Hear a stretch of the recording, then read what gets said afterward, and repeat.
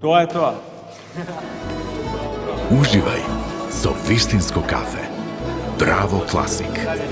To je to.